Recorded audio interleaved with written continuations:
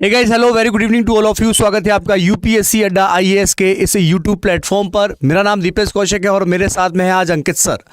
हम लोग यहाँ पर एक बहुत शानदार न्यूज़ आपके लिए लेके आए हैं, क्योंकि आज हम यहाँ पर बात करेंगे लेटरल एंट्री की।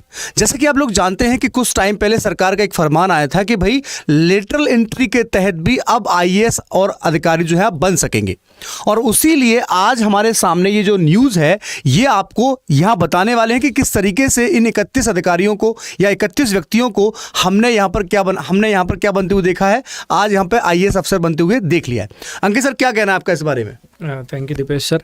जैसा दीपेश सर ने आपको बताया लेटरल एंट्री, तो बहुत लंबे समय से सुझाव तो थे लेटरल एंट्री को लेकर। 2005 से ही बातें चल रही थी कि लेटरल एंट्री होनी चाहिए। बेसिकली लेटरल एंट्री, अगर हम थोड़ा सा आपको बताएं लेटरल एंट्री के बारे में, देखिए अगर मैं हिंदुस्तान की बात करता हूं तो हिंदुस्तान में लगभग 2000 आईएएस अधिकारियों की शॉर्टेज है, क्योंकि हर साल 180 आईएएस ऑफिसर्स ही बनाए जाते हैं। तो केंद्र में और राज्यों को मिलाकर 2000 से ज़्यादा आईएएस अधिकारियों की शॉर्टेज है। तो ये बार बार सुझाव आता है सरकार के पास कि भाई लेटरल एंट्री कर दी जाए। लेटरल एंट्री बेसिकली है क्या? ये एक ऐसा माध्यम है, एक ऐसा तरीका है जिसके थ्रू जो प्राइवेट सेक्टर में लोग काम कर रहे हैं उन्हें सरकार में अंडर सेक्रेटरी लेवल या उससे हायर पोस्ट जो है उन पदों पर डायरेक्टली रिक्रूट कर लिया जाए। वैसे तो आपको पता ही होगा, अगर आपको एक आईएएस अधिकारी बनना है तो आपको सिविल सेवा परीक्षा देनी पड़ती है, उसे क्लियर करना पड़ता है, उत्तीर्ण करना पड़ता है। और सिविल सेवा परीक्षा के 3 जो हैं स्टेजेस हैं, जैसे 28 मई को इस बार आपका प्रीलिम्स होने वाला है। लेकिन ये जो ऑफिसर्स हैं, 31 लोग जो हैं, ये बिना सिविल सेवा परीक्षा दिए आईएएस अधिकारी डायरेक्ट बन गए हैं। तो वो जो प्रक्रिया है उसके बारे में हम आपके साथ थोड़ी सी बातचीत करेंगे। और देखिए, अभी तक हिंदुस्तान में सिर्फ यही होता था, जो सिविल सेवा की परीक्षा पास कर लेता उसी को आईएएस अधिकारी बनाया जाता है। लेकिन पहली बार ऐसा हो रहा है कि सिविल सेवा परीक्षा दिए बिना 31 लोगों को अंडर सेक्रेटरी लेवल या उससे हायर पोस्ट जो है वो ऑफर की गई। दीपेश सर। हाँ, तो अंकित सर, मैं एक चीज आपसे पूछना चाह रहा था। इसमें एक वर्ड लिखा हुआ नौकरशाही, यानी कि ब्यूरोक्रेसी। अगर हम सरकार की वास्तविकता में देखा जाए तो सरकार को जो लोग चलाते हैं वो ब्यूरोक्रेट्स ही होते हैं, ठीक है।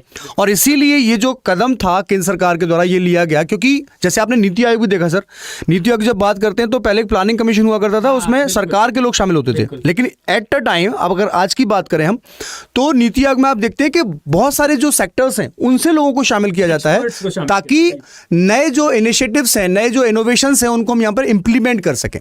और उसी तरीके से यहां पर हम देख रहे हैं कि भाई, जैसे आप देखते हैं ना कि बहुत बड़े प्राइवेट जो कंपनियां होती हैं वहां पर बहुत बड़े पैकेज दिए जाते हैं, केवल किसके लिए सर? थिंक टैंक के रूप में। आप सोचें कि भाई क्या हम नया कर सकते हैं, ठीक है।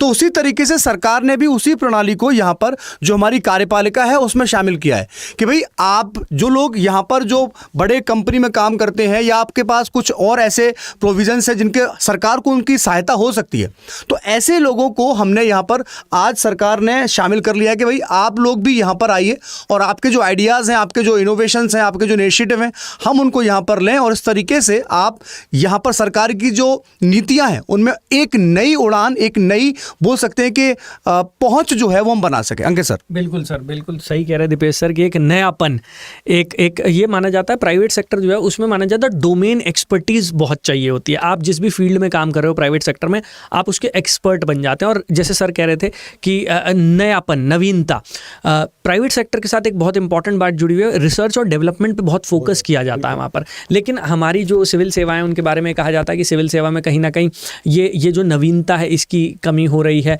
न्यू आइडियाज़ जो है वो नहीं आ पा रहे। और प्राइवेट सेक्टर को अपने साथ जोड़ने का एक पर्पस यही होता है कि प्राइवेट सेक्टर की जो डोमेन एक्सपर्टीज़ है, जो न्यू आइडियाज़ है, जो रिसर्च और डेवलपमेंट वो कर रहे हैं, वो सरकारी सेवाओं में आ सके। और उसी को लेकर एक कदम है कि अलग अलग सेक्टर्स के जो एक्सपर्ट्स हैं उन्हें सेक्रेटरी लेवल पर जो है, अंडर सेक्रेटरी लेवल पर रिक्रूट किया जा रहा है। और डायरेक्ट रिक्रूटमेंट है, कोई एग्जाम नहीं देना है आपको।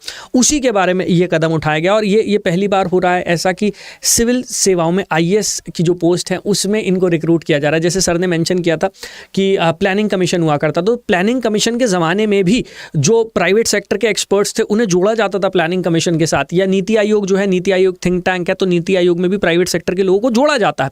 लेकिन वहाँ क्या है, कभी भी सिविल सेवाओं में उनको डायरेक्ट एंट्री नहीं दी गई है। हाँ, कि कुछ काम के लिए उनकी एक्सपर्टीज़ के लिए, उनकी गाइडेंस के लिए उन्हें जोड़ लिया जाता है, लेकिन सिविल सेवक नहीं बनाया जाता था। ये पहली बार हो रहा है कि भारत के इतिहास में सिविल सेवक बनाया जा रहा है इन लोगों को बिना सिविल सेवा की परीक्षा दिए हुए। और 2005 में जो है सरकार के पास रिकमेंडेशन आई थी, लेकिन 2005 में सरकार ने उसको स्वीकारा नहीं था। दीपेश सर। जी बिल्कुल। तो ये हमारे सामने एक न्यूज़ है जिसको आप लोग भी यहाँ पर ध्यान रखें।